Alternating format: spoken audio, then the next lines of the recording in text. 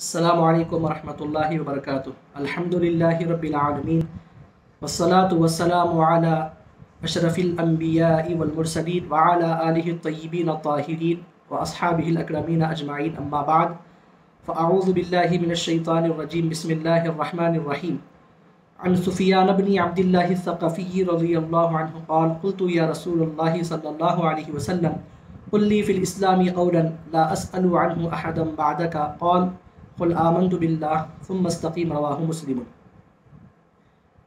अज़ीज़ान मोहतरम व मुअज़्ज़ज़ नाज़रीन व सामाईन मोहतरम, जैसा कि आप जानते हैं कि हमारा सिलसिलेवार दरस हदीस ज़ुजाजतुल मसाबी अल्हम्दुलिल्लाह चल रहा है, जो कि दुनिया हदीस की एक शोहरा आफाक किताब है और ये तालीफ़ है हुज़ूर सय्यदुना मुहद्दिस दकन अब्दुल्ला शाह साहब नक्शबंदी मुजद्दिदी क़ादरी नव्वरल्लाहु बरक़दहू की।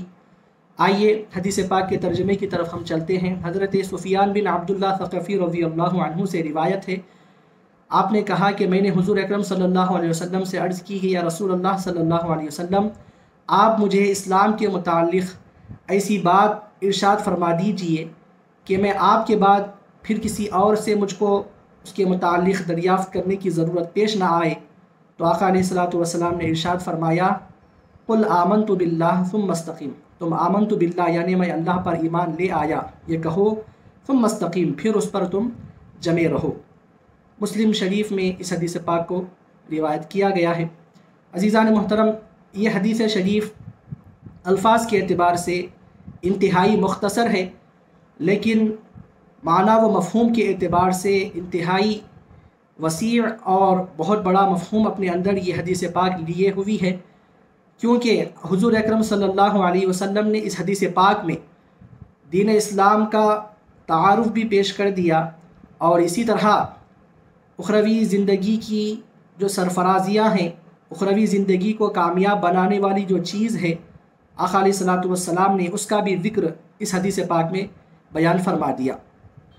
तो सबसे पहली बात इस हदीस पाक में जो बयान की गई कि तुम सहाबी रसूल का सवाल था कि मुझको ऐसे इस्लाम के मुताल्लिक़ ऐसी बात इरशाद फरमा दीजिए कि आपके बाद मुझे किसी और से भी दरियाफ़्त करने की ज़रूरत ना पड़े।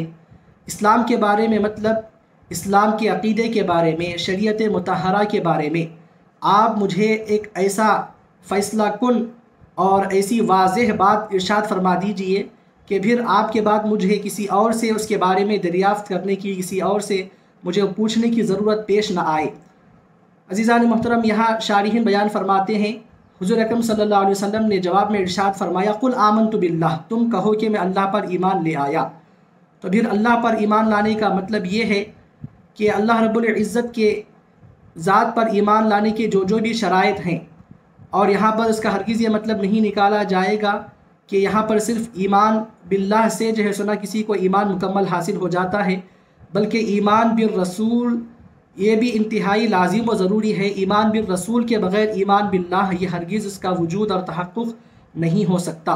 तो फिर ईमान बिल्लाह मतलब ईमान के तमाम जो भी लवाज़िमात है, ईमान के जो जो भी फ़राइज़ हैं, इस्लाम के जो जो भी फ़राइज़ हैं, उन तमाम चीज़ों पर ईमान लाना।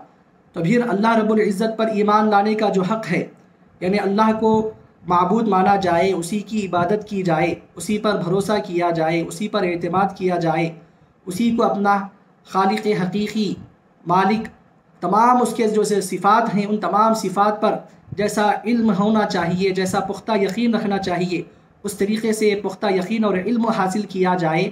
फिर इसके बाद हुज़ूर अकरम सल्लल्लाहु अलैहि वसल्लम की रिसालत को भी माना जाए।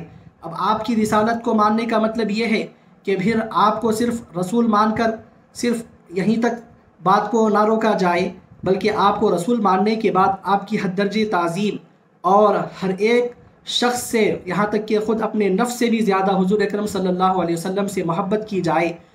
तो इस तरह आका अलैहिस्सलातु वस्सलाम की बारगाह के जो आदाब हैं, जो लवाज़िमात हैं ईमान बिर रसूल के, उन तमाम चीज़ों पर अमल किया जाए, उन तमाम चीज़ों को माना जाए, आपकी सुन्नतों को अपनाया जाए, इसी तरीके से तमाम फ़राइज़ इस्लाम को माना जाए। तो फिर तब जाकर ईमान बिल्लाह मुकम्मल होगा। तो ईमान बिल्लाह यहाँ पर सिर्फ़ उन्वान के तौर पर है। ईमान बिल्लाह के साथ इस्लाम के जितने भी शराइत हैं, लवाज़िमात हैं, دین اسلام کی ان تمام چیزوں کو ماننا حد درجے ضروری ہے، ورنہ پھر دین اسلام کا اور ایمان کا تحقق ہرگز ممکن نہیں ہو سکتا۔ تو عزیزان محترم، اب چونکہ ایمان باللہ یہ اسلام میں تمام فرائض میں سب سے زیادہ مقدم ہے، یعنی کہ ایمان جب تک کوئی بندہ مومن کوئی شخص نہیں لاتا تو پھر اس کے کسی بھی عمل صالح کا اس کو اجر نہیں دیا جا سکتا۔ تو پھر اسی لیے آقا علیہ الصلوۃ والسلام نے یہ کہا کہ تم اللہ پر ایمان میں لے آیا، آمنت باللہ کہو، پھر اس کے بعد پھر آمنت باللہ کہنے کے بعد ایمان کے جو بھی تقاضے ہیں، بارگاہ خداوندی کے جو بھی آداب ہیں، جو بھی ایمان باللہ کے جو بھی شرائط ہیں، ایمان بالرسول اور تمام تعلیمات اسلام کے جو بھی تمام تفصیلات ہیں، ان تمام پر تم استقامت کے ساتھ جمے رہو، اس پر ڈٹے رہو۔ عزیزان محترم، استقامت یہ بہت بڑی چیز ہوتی ہے۔ استقامت کے بارے میں بہت سی باتیں ہم کو ملتی ہیں، چند ضروری باتیں آپ کی گوشے گزار کرتا چلوں۔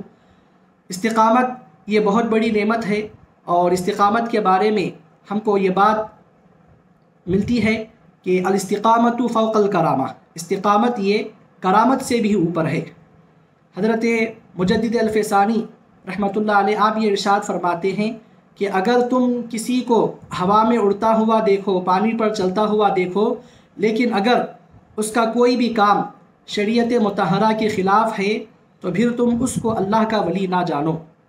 تو اس طرح استقامت فی الدین یہ ایک بہت بڑی نعمت ہوا کرتی ہے، اور استقامت یہ کرامت سے بھی اوپر ہے، یعنی کرامت یہ استقامت فی الدین کے مقابل میں یہ کم چیز ہوا کرتی ہے۔ تعلیمات اسلام پر جمے رہنا، تعلیمات اسلام کو اپنائے ہوئے رہنا، یہ ایک بہت بڑا ہمت والا اور مشکل کا کام ہوتا ہے۔ اسی لیے حضور پاک صلی اللہ علیہ وسلم سے آپ کے جب بال مبارک سفید ہو چکے تھے تو صحابہ کرام رضوان اللہ عنہم اجمعین نے آقا علیہ الصلوۃ والسلام سے سوال کیا کہ یا رسول اللہ صلی اللہ علیہ وسلم، کیا بات ہے کہ ہم دیکھ رہے ہیں کہ آپ کے سر مبارک کے بال شریف آپ کے سفید ہو چکے ہیں؟ تو آقا علیہ الصلوۃ والسلام نے ارشاد فرمایا کہ شیبتنی سورۃ ہود، کہ سورہ ہود نے میرے سر میں بڑھاپے کے آثار کو ظاہر کر دیا۔ مطلب یہ کہ اللہ رب العزت نے سورہ ہود میں آقا علیہ الصلوۃ والسلام کو یہ حکم دیا کہ فاستقم کما امرتا، اے حبیب صلی اللہ علیہ وسلم جیسے آپ کو حکم دیا گیا ہے ویسا استقامت کے ساتھ رہو۔ تو آقا علیہ الصلوۃ والسلام ارشاد فرماتے ہیں کہ پھر اس استقامت کی فکر میں میرے سر کے بال یہ سفید ہو چکے ہیں۔ تو معلوم ہوا کہ استقامت فی الدین یہ ایک بہت کٹھن کام ہوتا ہے، یہ ہمت والا کام ہوتا ہے۔ اسی لیے کہا گیا کہ الاستقامت فوق الکرامہ، استقامت فی الدین یہ کرامت سے بھی اوپر ہوتی ہے۔ تو معلوم ہوا کہ یہ کرامت دین اسلام میں اتنی زیادہ اہمیت نہیں رکھتی کہ جتنی استقامت۔ تو پھر جو ولایت حاصل ہوتی ہے وہ استقامت کی بنیاد پر ہوتی ہے، نہ کہ کرامت یہ جو ہے سنا ولایت کی دلیل نہیں ہوا کرتی، بلکہ استقامت یہ ولایت کی دلیل ہوتی ہے۔ اور عزیزان محترم، یہاں پر اور ایک بات ہے کہ ایک ہوتا ہے اعمال کی کثرت، اور ایک ہوتا ہے اس پر مواظبت اور استقامت کے ساتھ اس پر جمے رہنا۔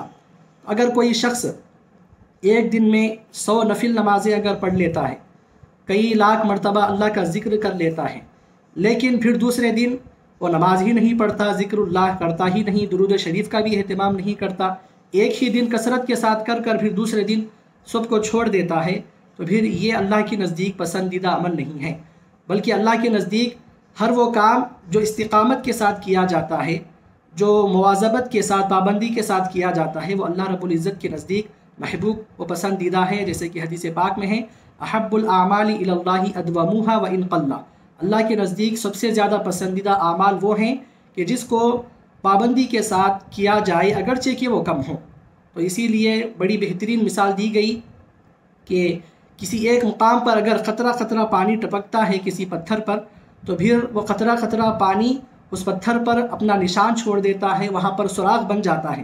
لیکن اگر تم ہزاروں لیٹر پانی اگر کسی پتھر پر بہا دو تو پھر وقتیہ طور پر تو وہ صاف ہو جائے گا، لیکن اس پتھر پر سوراخ نہیں پڑ سکتا، اس پتھر کو وہ سوراخ نہیں ڈال سکتا۔ تو وہ مطلب یہ ہوا کہ استقامت کے ساتھ جو عمل کیا جاتا ہے تو پھر وہ عمل انسان کے لیے، بندے مومن کے لیے اور اللہ کے نزدیک بھی وہ پسندیدہ ہے اور اس کے لیے فائدہ مند ہوتا ہے۔ اور اسی لیے ہم بزرگان دین کے حالات میں ہم کو یہ واقعات بھی سننے کو ملتے ہیں کہ ایک شخص حضرت نظام الدین محبوب الہی رحمۃ اللہ علیہ کی بارگاہ میں آتا ہے کہ آپ کی شہرت سن کر، اور یہ ارادے سے آتا ہے کہ آپ کی کرامت دیکھ کر آپ کا مرید بن جائے۔ تو پھر وہ کئی دن رہا لیکن بغیر مرید بنے وہاں سے وہ جا رہا تھا۔ حضرت نظام الدین محبوب الہی رحمۃ اللہ علیہ نے کہا کہ کیا بات ہے، مرید نہیں بننا ہے؟ تو اس نے کہا کہ میں نے آپ کی ایک بھی کرامت نہیں دیکھی۔ تو آپ نے فرمایا کہ تم جتنے دن یہاں پر تھے کیا تم نے مجھ کو خلاف شرع کوئی کام کرتا ہوا دیکھا؟ تو اس نے کہا کہ میں نے آپ کو ایسا ہرگز کرتے ہوئے نہیں دیکھا۔ تو آپ نے فرمایا کہ استقامت اور شریعت پر پابندی یہ سب سے بڑی کرامت ہوا کرتی ہے۔ تو عزیزان محترم، اس طرح کا واقعہ ہم کو کئی اور بھی بزرگان دین کے حالات میں پڑھنے کو اور سننے کو ملتے ہیں۔ الغرض ہم کو سبق اس سے یہ حاصل کرنا ہے کہ استقامت فی الدین یہ ایک بہت بڑی اللہ کی طرف سے نعمت ہوا کرتی ہے۔ جس کسی کو بھی یہ حاصل ہو جاتی ہے تو پھر اخروی زندگی اس کی کامیاب و کامران ہو جاتی ہے۔ تو یہ چند باتیں اس حدیث پاک کے متعلق بیان کی گئی۔ آخر میں اللہ رب العزت کی بارگاہ میں دعا ہے کہ الہ العالمین ہم کو استقامت فی الدین عطا فرمائے۔ آمین بجاہ طٰہٰ و یاسین۔